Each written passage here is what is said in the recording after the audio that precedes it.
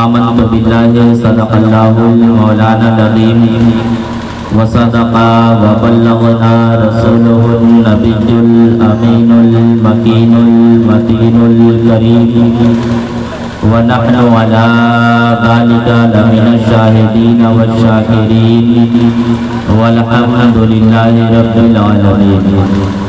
انتہائی ادب کے ساتھ درود پاک پڑھیں۔ صلی اللہ علیہ نبی الامی وآلہ صلی اللہ علیہ وسلم۔ صلاۃ و سلام علیک یا رسول اللہ، صلاۃ و سلام علیک یا حبیب اللہ صلی اللہ تعالی علیہ وسلم۔ حضرات محترم، بہت دیر سے آپ حضرات رات منقبت کی اشعار سماعت کر رہے ہیں۔ وقت بہت زیادہ ہو گیا، ضرورت تو اس بات کی تھی کہ اب صلاۃ و سلام پڑھ لیا جائے، لیکن تھوڑی دیر کے لیے میں حاضر آیا، آپ کا زیادہ وقت نہیں لوں گا۔ کچھ باتیں آج کے اس حالات کے تناظر میں پیش کر کے گزرنے کی کوشش کروں گا۔ ایک مرتبہ سارے لوگ محبت سے درود پاک پڑھ لیں۔ صلی اللہ علیہ نبی الامی وآلہ صلی اللہ علیہ وسلم۔ صلاۃ و سلام علیک یا رسول اللہ، صلاۃ و سلام علیک یا حبیب اللہ صلی اللہ تعالی علیہ وسلم۔ حضرات محترم، ابھی مجھ سے قبل آپ حضرات نے حکیم و فیاض کو ایک ساتھ سماعت کیا۔ اس سے پہلے حافظ عبدالکلام صاحب کو، حافظ قرار صاحب کو آپ حضرات نے سماعت کیا۔ سارے لوگوں نے اپنے اپنے اچھے انداز میں اچھے کلام آپ کی سماعتوں کے حوالے کیے۔ کیونکہ محرم الحرام کا مہینہ ابھی بھی چل رہا ہے، میں بھی چاہ رہا ہوں کہ منقبت کے چند شعر آپ تک پہنچا دیں۔ بیدار ہیں نا آپ حضرات؟ دیکھیے، ایسا وقت جب آ جاتا ہے تو مقرر کا دو کام ہوتا ہے، ایک تقریر کرنا، دوسرے بیدار رہنا۔ ڈبل کام ہو جاتا ہے، تو تھوڑی دیر اگر بیدار رہیں گے تو انشاءاللہ العظیم کچھ باتیں آپ تک پہنچانے کی کوشش کروں گا۔ سارے لوگ ایک مرتبہ حضرت سیدنا امام حسین کے نام پر ایک مرتبہ کہہ دیں سبحان اللہ۔ سبحان اللہ۔ مطلب ملاحظہ فرمائیں۔ اور منقبت کا شعر حکیم بھائی دیکھیے گا کہ ہر شخص پڑھ رہا ہے قصیدہ حسین کا۔ آپ یہ نہ سمجھیے گا کہ ہم بھی آپ ہی کے انداز میں پڑھیں گے، ہمارے پاس تو وہ آواز نہیں ہے، وہ انداز نہیں ہے، لیکن کلام آپ تک پہنچا رہا ہوں۔ ملاحظہ فرمائیے کہ ہر شخص پڑھ رہا ہے قصیدہ حسین کا، ہر شخص پڑھ رہا ہے قصیدہ حسین کا، کردار ہی تھا ایسا نرالا حسین کا۔ ہر شخص پڑھ رہا ہے قصیدہ حسین کا، کردار ہی تھا ایسا نرالا حسین کا۔ اور جبریل جانتے ہیں مراتب حسین کے، جبریل جانتے ہیں مراتب حسین کے، جبریل جانتے ہیں مراتب حسین کے۔ جبریل نے جھلایا ہے جھولا حسین کا، جبریل نے جھلایا ہے جھولا حسین کا۔ اور بہت ہی پیارا شعر آپ تک پہنچا رہا ہوں، جبریل نے جھلایا ہے جھولا حسین کا۔ شعر دیکھیں کہ ممکن نہیں کہ سوکھ کے گر جائے وہ شجر۔ حکیم بھائی دیکھیے گا کہ ممکن نہیں ممکن نہیں کہ سوکھ کے گر جائے وہ شجر، ممکن نہیں کہ سوکھ کے گر جائے وہ شجر۔ شامل ہے جس میں خون پسینہ حسین، جس میں خون پسینہ حسین کا، شامل ہے جس میں خون پسینہ حسین کا۔ اور ایک شعر اور دیکھیں کہ بابا علی ہیں، بھائی حسن، ماں ہے فاطمہ۔ بابا علی ہے، بھائی حسن، ماں ہے فاطمہ۔ مختار کائنات ہے نانا حسین، مختار کائنات ہے نانا حسین کا مختار کائنات ہے، نانا حسین کا۔ اور ایک شعر اور دیکھیں کہ یہ چلا چلی کام نہ آئے گی حشر میں۔ سلام صاحب دیکھیے غابر صاحب کہ یہ چلا چلی کام نہ آئے گی حشر میں، یہ چلا چلی کام نہ آئے گی حشر میں، آئے گا کام صرف وسیلہ حسین کا۔ وسیلہ حسین کا آئے گا کام صرف وسیلہ حسین کا۔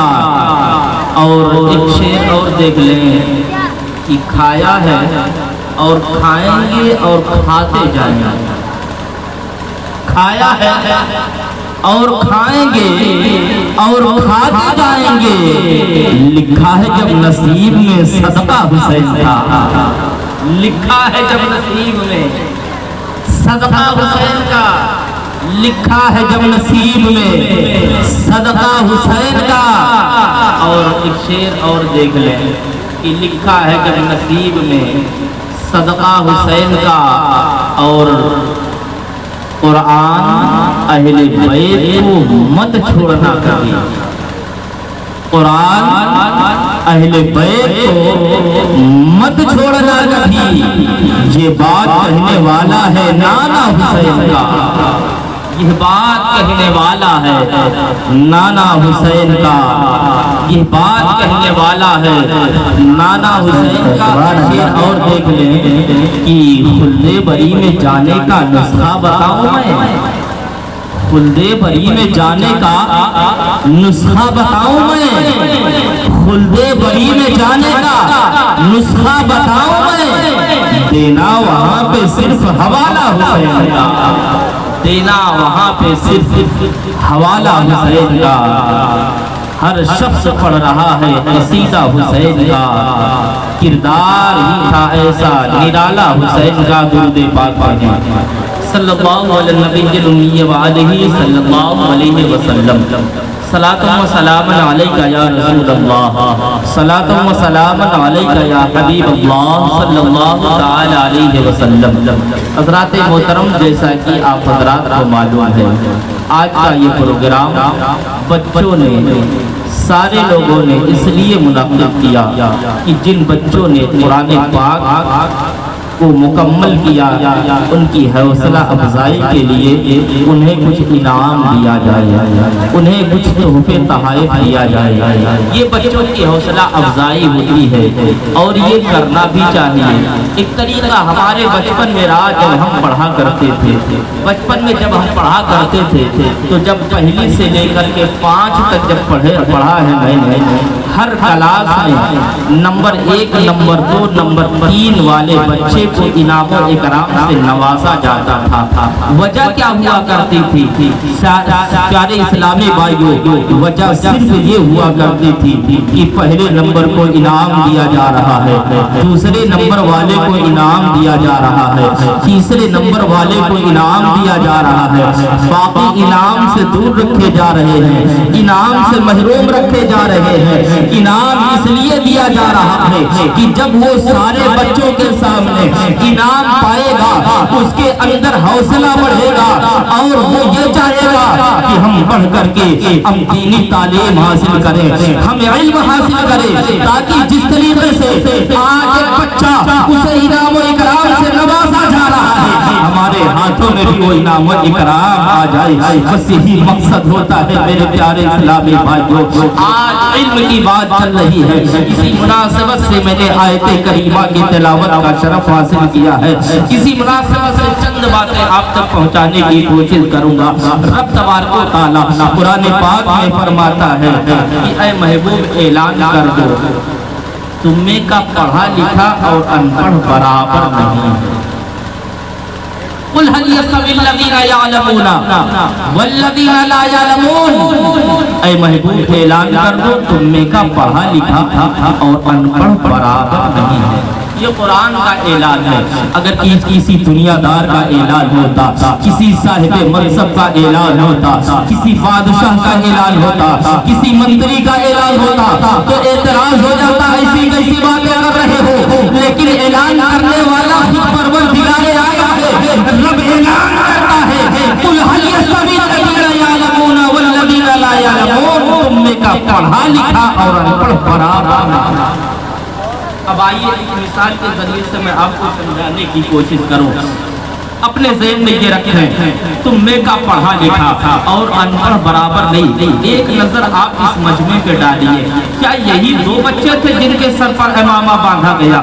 کیا یہی چند بچیاں تھیں جنہیں قرآن پاک دیا گیا, جنہیں دوپٹہ دیا گیا, جنہیں جو ہے تحائف دیے گئے؟ کیا یہی بچے تھے؟ اور یہاں بیٹھنے والے بچے نہ تھے؟ بچے تھے لیکن وہ اس لائق نہیں تھے. آج ان بچوں نے قرآن کی تعلیم کو مکمل کیا تھا, جس کی بنیاد پر انہیں انعام و اکرام سے نوازا جا رہا ہے. تو یہی تو قرآن کا اعلان ہے, تم نے کا پڑھا لکھا اور ان پڑھ برابر. تم نے کا پڑھا لکھا اور ان پڑھ برابر نہیں ہے. حضرات محترم, آئیے دیکھیے, میں آپ کو بتاؤں, ایک کتا ہے, کتا ایک جانور. اس دروازے پہ جاتا وہاں سے مار کے بھگایا جاتا ہے, اس دروازے پہ جاتا وہاں سے مار کے بھگایا جاتا ہے. کوئی اپنے دروازے پر ٹھہرنے نہیں دیتا. اور اگر وہی کتا گھر کے اندر داخل ہو جائے, گھر کے اندر داخل ہونے کے بعد کسی برتن کو اگر منہ لگا دے تو اس کو بڑی صفائی کی جاتی ہے, تب جا کر کے اسے استعمال کیا جاتا ہے. اگر کسی جو ہے جانور کو, مثال کے طور پر کسی مرغی کو وہ منہ لگا دے, کوئی اسے کھانے کے لیے تیار نہیں ہوگا, کوئی اسے ذبح کرنے کے لیے تیار نہیں ہوگا, کوئی اسے گوشت بنانے کے لیے تیار نہیں ہوگا. اب آپ سے سوال کیا جائے گا, پیارے, مرغی کیا ذبح نہیں کی جاتی؟ کیا مرغی کو کھایا نہیں جاتا؟ کیا اس کے گوشت کو بنایا نہیں جاتا؟ تو آپ کا جواب ہوگا, پیارے, اس لیے کہ کتے نے اسے جھوٹا کر دیا ہے, ہم اسے نہیں کھا سکتے, اسے نہیں ذبح کر سکتے. لیکن میرے پیارے اسلامی بھائیوں, سکے کا دوسرا پہلو ملاحظہ فرمائے. ایک وہی کتا ہے, اسی کتے کے بچے کو لے کر کے آپ گھر پہ آئے. اب اس کتے کے بچے کو آپ سکھائے, اسے پالے, اسے پڑھائے اور اسے اس کی پرورش کرے. اب پرورش کرتے کرتے جب وہ بڑا ہو جائے گا, اب آپ جو ہے وہی کتا آپ کے اشارے پر کام کرتا ہوا نظر آئے گا, وہی کتا آپ کے اشارے پر بولتا ہوا نظر آئے گا. یہ کتا بڑا وفادار جانور ہوا کرتا ہے. میرے پیارے اسلامی بھائیوں, وہ اپنے مالک کی حفاظت کرتا ہے, اپنے گھر والوں کی حفاظت کرتا ہے. میرے پیارے کتا ہے, کتا وہی پہلے تھا. اگر اس نے کسی مرغی کو اپنے منہ سے جو ہے جھوٹا کر دیا, کوئی کھانے کے لیے تیار نہیں ہو رہا ہے, لیکن وہی کتے کا بچہ آپ نے لا کر کے اسے پالا ہے. پالنے کے بعد اسے بڑھا کیا, اسے سکھایا, اسے پڑھایا. اب سکھانے پڑھانے کے بعد اب یہ معاملہ یہ ہو گیا ہے کہ اگر آپ اشارہ کریں تو کسی شکاری کی طرف وہ بڑھے, اگر وہ جانور کا شکار کرے تو میرے پیارے اسلامی بھائیوں, آپ کسی مفتی سے سوال کر لیجئے گا, کسی عالم سے سوال کر لیجئے گا, کسی پڑھے لکھے انسان سے سوال کر لیجئے گا کہ ایسے کتے کو جس کو ہم نے پڑھایا ہے, جس کو ہم نے سکھایا ہے, اب وہ شکار کی طرف جائے, کسی جانور کا شکار کرے, کیا اس کا جھوٹا ہمارے لیے پاک ہوگا کہ نہیں ہوگا؟ تو جواب دینے والا یہی جواب دے گا, ہاں پیارے, جس کتے کو آپ نے پڑھایا ہے اس کتے نے اگر کسی شکار کی طرف آپ نے اشارہ کیا, وہ شکاری کی طرف بڑھے, آپ نے راستے میں روک دیا, وہ رک جائے, اتنا آپ نے پڑھا لیا ہے. اب وہ کسی جانور کا شکار کرے تو وہ جانور آپ کے لیے حلال ہوگا. وجہ کیا ہے حلال ہونے کی وجہ کیا ہے؟ تو آپ کو جواب دیا جائے گا, اس لیے ہم نے اسے پڑھایا ہے, اسی لیے ہم نے اسے سکھایا ہے. تو جب ایک جانور کا معاملہ الگ ہو جاتا ہے, ایک کتے کا معاملہ الگ ہو جاتا ہے کہ ہم نے اسے سکھا دیا ہے, ہم نے اسے پڑھا دیا ہے اور وہ کتوں سے الگ ہو گیا ہے, اس کا مسئلہ الگ ہو گیا ہے. تو اگر کوئی انسان علم حاصل کر لے تو کیوں نہیں اور انسانوں سے اس کا بلند مقام ہو جائے گا. اسی لیے رب نے اعلان کر دیا کہ تم میں کا پڑھا لکھا اور ان پڑھ برابر. نعرے تکبیر, نعرے رسالت, مسلک اعلی حضرت دستار ختم القرآن، نعرہ تکبیر، نعرہ رسالت۔ رب فرماتا ہے تم میں کا پڑھا لکھا اور ان پڑھ برابر نہیں ہے۔ میرے پیارے، علم کی اہمیت کیا ہے؟ آج ہم علم کی اہمیت کو نہیں سمجھ رہے ہیں۔ میرے پیارے، علم کی بڑی اہمیت ہے۔ علم سیکھنے کی کوشش کرو میرے پیارے، اپنے بچوں کو سکھانے کی کوشش کرو۔ علم کی قیمت کیا ہے میں بتاؤں آپ کو۔ اللہ رب العزت نے حضرت داؤد علیہ السلام سے فرمایا اے داؤد جو چاہو مانگ لو، تین چیزوں میں سے جو چاہو مانگ لو، تین چیزوں میں سے جو چاہو مانگ لو۔ اللہ رب العزت نے حضرت داؤد علیہ السلام سے فرمایا یا تو تخت و حکومت مانگ لو، یا مال و دولت مانگ لو، یا علم مانگ لو۔ اللہ رب العزت نے فرمایا جو چاہو مانگ لو۔ اب آج کا کوئی انسان ہوتا وہ کہتا تخت و سلطنت مل جائے، حکومت مل جائے تو ساری دنیا ہماری طرف سے مل ہو۔ کوئی لالچی انسان ہوتا وہ سمجھتا کہ زر و جواہر مل جائے ہم کامیاب ہو جائیں گے، لیکن وہ اللہ کے پیغمبر تھے، انہوں نے رب کی بارگاہ میں عرض کیا اے میرے مالک اگر مجھے دینا چاہتا ہے تو مجھے علم سے نواز دے، مجھے مال و دولت نہیں چاہیے، مجھے جائیداد نہیں چاہیے، اے پروردگار مجھے علم سے نواز دے۔ رب نے فرمایا اے داؤد کیا تو نے علم یاد کیا ہے؟ علم کی وجہ سے میں نے تجھے سلطنت سے بھی نواز دیا، تجھے مال و دولت سے بھی نواز دیا۔ علم کی وہ اہمیت ہوتی ہے میرے پیارے، لیکن آپ اپنے بچے کو علم کی تعلیم اور دینی تعلیم دینے کی کوشش کریں، لیکن آپ یہ غور کیجئے گا میں اس بات کا جو ہے منکر نہیں ہوں، اس سے اعتراض نہیں کرتا کہ آپ اپنے بچے کو ڈاکٹر نہ بنائیں، اپنے بچے کو انجینئر نہ بنائیں، اپنے بچے کو پروفیسر نہ بنائیں، بلکہ میں کہتا ہوں شوق سے اپنے بچوں کو انجینئر بنائیں، شوق سے اپنے بچے کو ڈاکٹر بنائیں، شوق سے اپنے بچے کو پروفیسر بنائے۔ میرے پیارے اسلامی بھائیوں، آج وہ ضرورت اس بات کی ہے، ہمارے قوم کو بیدار ہونے کی ضرورت ہے۔ اگر ہماری قوم بیدار ہو جائے تو جو قوم اپنے سینے میں 30 پارے کو محفوظ کر سکتی ہے وہ قوم دنیا کی تعلیم کو اپنے بھی سینے میں محفوظ کر سکتی ہے، اپنے وہ قوم اپنے سینے میں دنیاوی تعلیم کو بھی محفوظ کر سکتی ہے۔ آج ضرورت ہماری قوم کو بیدار ہونے کی، آج ضرورت ہے ہماری قوم بیدار ہو جائے اور اپنے بچوں کو دینی تعلیم کے ساتھ ساتھ دنیاوی تعلیم دینے سے دینا شروع کرے۔ انشاءاللہ العظیم ترقی ہمارے قدموں میں ہوگی۔ آج حالات کیا ہے، معاشرہ کیا ہے، اگر نظر اٹھا کر دیکھا جائے میرے پیارے، نظر اٹھا کر کے دیکھا جائے تو ہماری قوم کے لوگ اکثر و بیشتر یہ معاملہ کیا ہوتا ہے جانتے ہیں، یہ 12 سال 15 سال کا لڑکا جب ہوتا ہے اسے بھیج دیتے ہیں جاؤ جو ہے سلائی کرنے کے لیے چلا جاؤ، جاؤ چھتری کے کام میں چلے جاؤ، جاؤ ڈرائیوری کے کام میں چلے جاؤ۔ میرے پیارے آج یہی وجہ ہے کہ ہماری قوم پیچھے ہوتی جا رہی ہے۔ اگر ہم نے علم حاصل کرنا شروع کر دیا انشاءاللہ العظیم دنیا میں ہم ہی کامیاب ہوتے نظر آئیں گے، لیکن ضرورت ہے علم حاصل کرنے کی۔ علم کی اہمیت کیا ہے تو بتاؤں آپ کو، علم کی قیمت کیا ہے میرے پیارے۔ آج تو ہم یہ سوچتے ہیں اگر ہم اپنے بچے کو ڈاکٹر بنا دیں گے تو مال و دولت آئے گی، اپنے بچے کو پروفیسر بنا دیں گے تو جو ہے ہم سمجھ لو کہ اپنے گھر میں جو ہے پیسے کا پیڑ لگا لیں گے، پیسے کا درخت لگا لیں گے، ہم یہ سوچتے ہیں۔ لیکن میرے پیارے کبھی آپ نے یہ سوچا میں اس کی مخالفت نہیں کرتا کہ آپ کے بچوں کو ڈاکٹر نہ بنائے، انجینئر نہ بنائے، شوق سے بنائے، لیکن اتنا ضرور کہوں گا آپ اپنے بچے کو مسلمان بنا دیں، اپنے بچوں کو مسلمان بنا لے۔ میرے پیارے آپ کا بچہ جب ذرا سا ہوشیار ہو جائے تو نماز کی تاکید کرے اور دینی تعلیم اسے سکھائے، پھر کسی کالج میں جا کر کے اس کے داخلہ کروا دے۔ وہی بچہ جو آپ کے گھر سے نماز کا طریقہ سیکھ کر کے گیا ہے، وضو کا طریقہ سیکھ کر کے گیا ہے، قرآن پڑھنے کا طریقہ سیکھ کر کے گیا ہے، وہی جب بڑے کالجوں میں جائے گا تو بڑے ڈاکٹر ہو یا پروفیسر ان کے قدموں میں آ کر کے کھڑے ہو کر کے کہیں گے حضور آپ نماز پڑھا دیں۔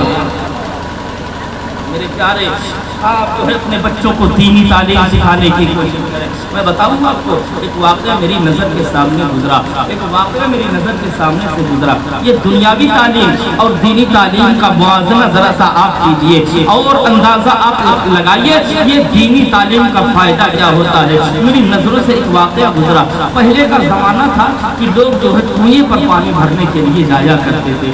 آج سہولت ہو گئی ہے لیکن پھر وہی زمانہ لگ رہا ہے.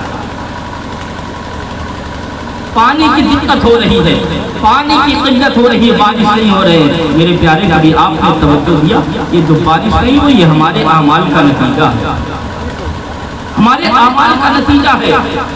لوگ کہتے ہیں کہ باہر نکل کر کے دعا کرو. میں نے کہا کہ نہیں، ایسی غلطی مت کرنا. باہر نکل کر کے دعا کرو گے آج ہماری زبان میں تاثیر نہیں رہ گئی ہے. ہم دعا کریں گے تو لوگ مذاق اڑائیں گے. یہ قوم نکل کر کے دعا کر رہی لیکن ان کی دعا قبول نہیں ہو رہی. میرے پیارے اپنے زبان میں جو ہے تاثیر پیدا کرنے کی کوشش کرو. آؤ ذرا سا دیکھو، ایک کنویں پہ 3 خاتون پانی بھرنے کے لیے جاتی ہیں. ایک خاتون پانی بھر کر کے جیسے ہی کھڑا اٹھانا چاہتی ہے اس کا چھوٹا چھوٹا بچہ ننھا بچہ گزر رہا تھا. اس نے پکار کے کہا تھا اے عورتوں دیکھو یہ میرا بیٹا جا رہا ہے جو پروفیسر بنے گا، یہ پروفیسر کی تیاری کر رہا ہے. اس کا بیٹا گزرا، وہ اپنے سر پر کھڑا لاتی ہے اور گھر کی طرف جانے لگتی ہے. اتنے میں دوسری خاتون وہ پانی کا گھڑا اپنے سر پر اٹھاتی ہے جیسے ہی جانا چاہتی ہے. اس کا بیٹا گزر رہا تھا. اس نے بھی پکار کے کہا تھا وہ دیکھو میرا بیٹا MBBS کی تیاری کر رہا ہے، ڈاکٹر بننے کی تیاری کر رہا ہے. وہ دیکھو میرا بیٹا ایک دن ڈاکٹر بن کر کے آئے گا، لوگوں کا علاج کرتا ہوا نظر آئے گا. وہ بھی کھڑا اپنے سر پر اٹھاتی ہے گھر کی طرف روانہ ہو جاتی ہے. اتنے میں تیسری خاتون جیسے ہی اس نے پانی بھرا اور گھڑے کو اپنے سر پر رکھنا چاہا، کیا دیکھا اس کا بیٹا وہی پھٹا پرانا کپڑا پہنے ہوئے سر پر وہ سیدھا ٹوپی لگائے ہوئے گزرنا چاہ رہا تھا. اس نے تڑپ کے کہا تھا اے خاتونو یہ دیکھو میرا بیٹا جا رہا ہے، یہ MBBS کی تیاری نہیں کر رہا ہے، یہ پروفیسر نہیں کر رہا ہے، یہ قرآن کی تعلیم سیکھ رہا ہے اور یہ حافظ قرآن بن رہا ہے، حافظ قرآن بن رہا ہے. اتنا کہنا تھا اس کی نظر اپنے ماں پر پڑ جاتی ہے، دوڑ کر کے اپنے ماں کے قدموں میں آتا ہے. میری ماں آپ اپنے جو ہے اپنے سر پر اس بوجھ کو نہ لا دے، لاؤ میں اپنے سر پر کھڑا رکھ دیتا ہوں اور پانی گھر پر پہنچا دیتا ہوں. اس کا بیٹا ہے اپنے اس بڑے کو اپنے سر پر رکھتا ہے، گھر کی طرف چلنے لگتا ہے. اس کی ماں پکار کے رہتی ہے او دیکھو تمہارا بیٹا پروفیسر بن رہا تھا وہ بھی گزر گیا، تمہارا بیٹا ڈاکٹر بن رہا تھا وہ بھی گزر گیا اور یہ میرا بیٹا حافظ قرآن بن رہا ہے.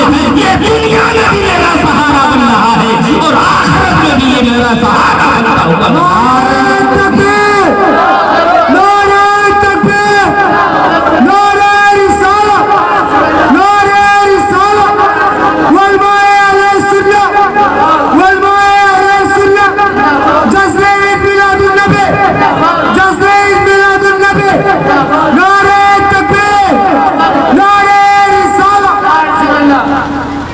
محترم رب فرماتا ہے قل هل يستوي الذين يعلمون والذين لا يعلمون. اے محبوب اعلان کر دو تم نے کا پڑھا لکھا اور ان پڑھ برابر نہیں ہے، برابر نہیں ہے. آپ سمجھتے ہیں نا اپنے بچے کو اگر عالم دین بنا دیا، حافظ قرآن بنا دیا، وہی جائے گا 5,000 روپیہ 7,000 روپیہ پائے گا. گھر کا خرچ کیسے چلے گا، ہمارا خرچ کیسے چلے گا، گھر کے کام کاج کیسے چلیں گے. میرے پیارے حبیب آپ نے توجہ دیا. اللہ نے جو برکتیں 5 اور 7,000 میں رکھی ہیں 5 اور 7 لاکھ میں اللہ نے برکتیں نہیں رکھی ہیں. میرے پیارے آؤ ذرا سا ایک واقعہ بیان کروں اور ذرا سا اندازہ لگائیں. اگر ہم نے اپنے بچے کو حافظ قرآن بنا دیا، ہم نے اپنے بچے کو عالم دین بنا دیا، اس کی برکتیں کیا ہوتی ہیں.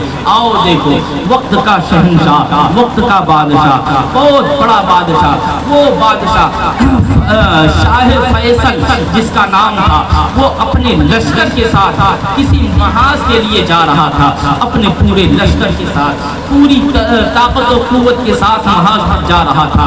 رات کی تاریکی ہوتی ہے. بادشاہ نے ایک میدان میں اپنے لشکر کو رکنے کا حکم دیا. لشکر رک جاتا ہے. رات کی تاریکی ہوتی ہے. میرے پیارے اسلامی بھائیوں، جب لشکر کہیں جایا کرتا تھا رات کو سارے لوگ نہیں سویا کرتے تھے، بلکہ کوئی جو ہے اس کی رکھوالی بھی کیا کرتا تھا. سارے لشکر والے نہیں سویا کرتے تھے. آؤ ذرا سا دیکھو، جب وہ بادشاہ فیصل کا لشکر کسی محاذ کے لیے جا رہا تھا، جب میدان میں رکا ہے، جب رات میں پہرے داری کی بات آتی ہے، بادشاہ کھڑا ہو جاتا ہے اور کہتا ہے میرے سپاہیوں تم سارے لوگ سو جاؤ، اپنے سپاہیوں کی رکھوالی میں خود کروں گا. میرے پیارے، وہ پہلے کے بادشاہ ہوا کرتے تھے، اپنے سپاہیوں کی رکھوالی خود کیا کرتے تھے. اب تو سپاہیوں کے ذریعے سے اپنی رکھوالی کی جا رہی ہے، سپاہیوں کے ذریعے سے اپنی حفاظت کی جا رہی ہے. لیکن وقت کا بادشاہ کہتا ہے سپاہیوں تم سو، میں جو ہے اپنے پورے لشکر کی رکھوالی کروں گا. میرے پیارے، سارے سپاہی سو جاتے ہیں، بادشاہ رکھوالی کر رہا ہے. رات کی تاریکی ہوتی ہے. اتنے میں ایک آواز بادشاہ کے کانوں سے ٹکراتی ہے. وہ کون سی آواز تھی؟ وہ کوئی اور آواز نہیں تھی، بلکہ قرآن کے تلاوت کی آواز تھی. قرآن کی تلاوت کی آواز تھی. آؤ ذرا سا دیکھو، جب بادشاہ سنتا ہے اس رات میں کون قرآن کی تلاوت کر رہا ہے، بادشاہ اٹھا، اپنے سارے لشکر کا چکر لگایا، سارے سپاہیوں کی طرف گیا. کیا دیکھا؟ سارے سپاہی سو رہے ہیں، لیکن قرآن کی تلاوت کی آواز آ رہی ہے، قرآن پڑھنے کی آواز آ رہی ہے. بادشاہ حیرت میں پڑ جاتا ہے، سوچتا یہ آواز کہاں سے آ رہی ہے. تو بادشاہ سوچتا ہے لاؤ جس رخ سے یہ آواز آ رہی اسی رخ پر چل کر کے دیکھتے ہیں. بادشاہ چلتا گیا، جس رخ سے آواز آ رہی تھی اس رخ میں جاتا جا رہا ہے، آگے بڑھتا جا رہا ہے. بڑھتا گیا، کیا دیکھا؟ سامنے سمندر ہے، دریا ہے، پانی بہ رہا ہے. اب آگے نہیں جا سکتا، مجبور ہو کر کے بادشاہ واپس آ جاتا ہے. جب دوسری رات ہوتی ہے، بادشاہ نے اپنے سپاہیوں سے کہا تھا اے سپاہیوں تم سو جاؤ، میں حفاظت کروں گا. رات کی تاریکی ہوتی ہے. وہ بادشاہ جیسے ہی اپنے سپاہیوں کی رکھوالی کر رہا تھا، پھر وہی آواز اس کے کانوں سے ٹکراتی ہے، قرآن کی تلاوت کی آواز اس کے کانوں سے ٹکراتی ہے. پھر اسی رخ پر جا رہا ہے، جاتے پھر دریا کے قریب گیا، ٹھہر گیا. اب اس کے آگے نہیں جا سکتا. جیسے ہی دوسرا دن ہوا، بادشاہ نے ایک کشتی کا انتظام کروایا اور کہا اگر آج رات میں قرآن کی تلاوت کی آواز آئے گی تو کشتی کے ذریعے سے وہاں تک پہنچنے کی کوشش کی جائے گی. رات کی تاریکی ہوتی ہے، پھر وہی آواز کانوں سے ٹکراتی ہے. بادشاہ پھر جو ہے دریا کے قریب پہنچا، کشتی لائی گئی. کشتی میں بادشاہ سوار ہوتا ہے اور اپنے سپاہیوں کو سوار کر کے اب کشتی اسی رخ پر جا رہی ہے جس طرف سے قرآن کی تلاوت کی آواز آ رہی ہے.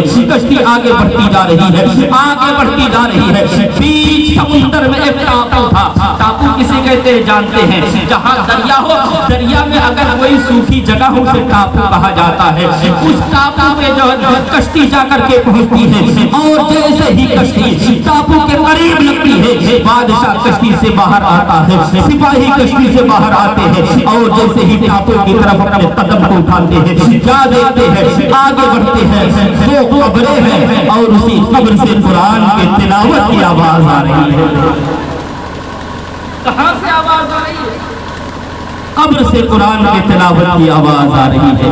میرے پیارے، آؤ ذرا سا دیکھو، قبر سے قرآن کی تلاوت کی آواز آ رہی ہے. بادشاہ قریب گیا اور جو ہے دیکھا کہ قرآن سے تلاوت کی آواز آ رہی ہے. تو اس نے سوچا رات کی تاریکی میں کیا ہو سکتا ہے. بادشاہ واپس پلٹ کر کے آ گیا. دن میں جو ہے سپاہیوں کو اکٹھا کیا، پھر کشتی میں سوار ہوا. کشتی میں سوار ہو کر کے ٹاپو کے قریب پہنچا، ان قبر کے قریب پہنچا. وہاں دو قبریں تھی، دونوں قبروں کو کھودنے کا حکم دیا. جیسے ہی وہ قبر کھودی گئی اور دونوں قبر سے دو لاش نکلی، سارے لوگوں نے دیکھا، ایسا محسوس کیا کہ آج ہی انہیں قبر کے حوالے کیا گیا. آج ہی انہیں قبر کے حوالے کیا گیا ہے.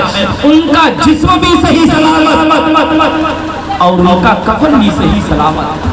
वैसे ही सही सलामत बना हुआ है। बादशाह दोनों लाश को लेकर के आता है, रखता है। जब शाम होती है बादशाह बिस्तर पे जाता है। ख्वाब में वही जो दो कब्र वाले थे, दोनों सगे भाई थे, दोनों सगे भाई बादशाह के ख्वाब में आते हैं और कहते हैं, ए बादशाह अगर भलाई चाहता है तो हमारी कब्र जहाँ थी वही बना दे। बादशाह से कहते हैं, ए बादशाह अगर भलाई चाहता है तो हमारी कब्र जहाँ थी वही बना दे।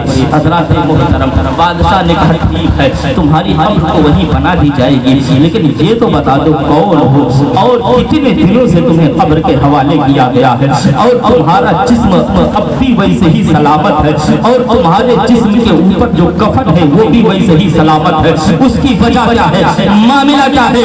तो उन दोनों भाइयों ने बताया, ए बादशाह जानना चाहता है तो सुन ले, हम दोनों सगे भाई हैं और हम दोनों हाफिज़े कुरान, हम दोनों हाफिज़े कुरान हैं। बादशाह ने कहा दोनों हाफिज़े कुरान हो, ये कुरान की हिफ्ज़ की बरकत है कि अल्लाह ने तुम्हारे जिस्मों को सही सलामत रखा है। हाँ, हम हाफिज़े कुरान हैं, इसी की बरकत है अल्लाह ने हमारे जिस्म को अब तक सही सलामत रखा है। बादशाह ने सवाल किया था, ए भाइयों जरा सा ये बता दो कितने दिनों से तुम्हें कब्र के हवाले किया गया है? वो दोनों भाई कहते हैं 500 साल का गुजर गया, हमें कब्र के हवाले किया गया। अरे मेरे प्यारे, जो हाफिज़े कुरान होता है 500 साल का गुजरने के बाद भी उसका जिस्म उसी तरीके से सही सलामत।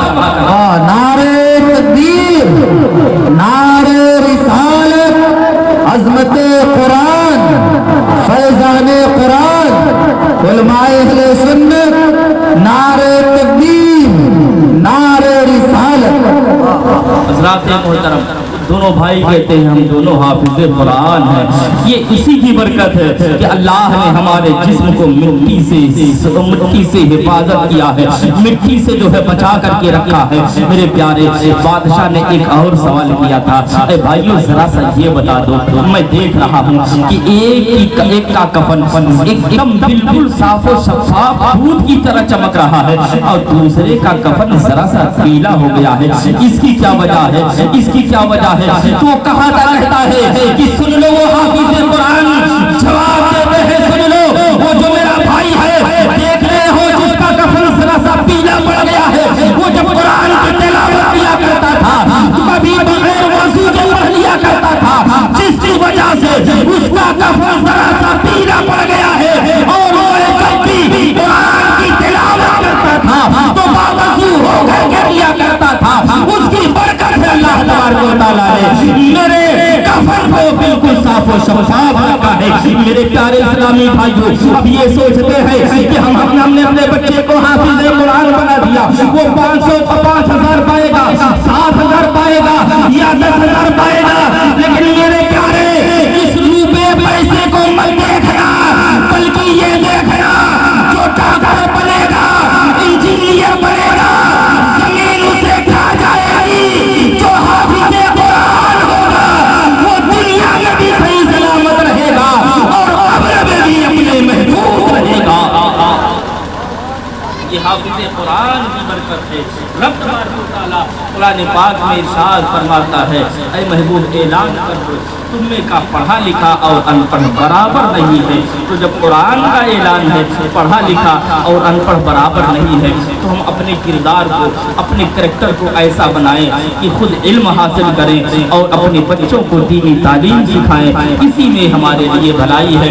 आज किसी गांव में मदरसा हो जाता है तो बड़े इख्तिलाफ होते हैं, वो अपनी मनमानी कर रहा है, वो इस तरह कर रहा है, वो इस तरह कर रहा है। मेरे प्यारे, कोई ये नहीं सोचता कि चलो मदरसा चल रहा है उसकी हम हिमायत करें, उसकी हम मदद करें। ये कोई कहने के लिए तैयार नहीं होता, उंगली उठाने के लिए 10 तैयार हो जाते हैं। मेरे प्यारे, ऐसा मामला होता क्यों है? यही बात बता कर मैं अपनी बात को खत्म करने की कोशिश करता हूँ। मेरे प्यारे, ये मामला होता क्या है? अगर हम मदरसा चलाना चाहें, हम मदरसे में तालीम दिलवाना चाहें, तो बहुत लोग ऐसे बाहर निकल करके आते हैं, ये देखो अपनी मनमानी से मदरसा चला रहा है, अपने मनमानी से हाफिज कुरान को रख रहा है, तनख्वाह दे रहा है, ये कर रहा है, हमारी नहीं सुन रहा है। मेरे प्यारे, हमारी ये आदत नहीं होनी चाहिए, बल्कि हमारी ये आदत होनी चाहिए, ये गांव से पढ़ करके और बंदा कर करके मदरसा चला रहा है, जिसके जरिए से हमारे बच्चे दीनी तालीम हासिल करेंगे। हमें ये चाहिए, हम ज्यादा से ज्यादा उसकी मदद करें ताकि हमारा मदरसा भी जो है तरक्की करता हुआ। लेकिन हमारे हालात ये है, हम तो उंगली करने में लगते हैं। ये उंगली क्यों की जाती है मालूम है?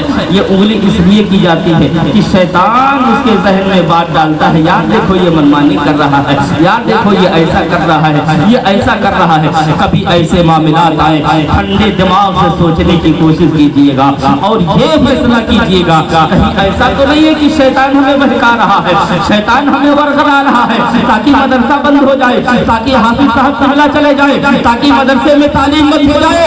ये शैतान की तरफ से होता है।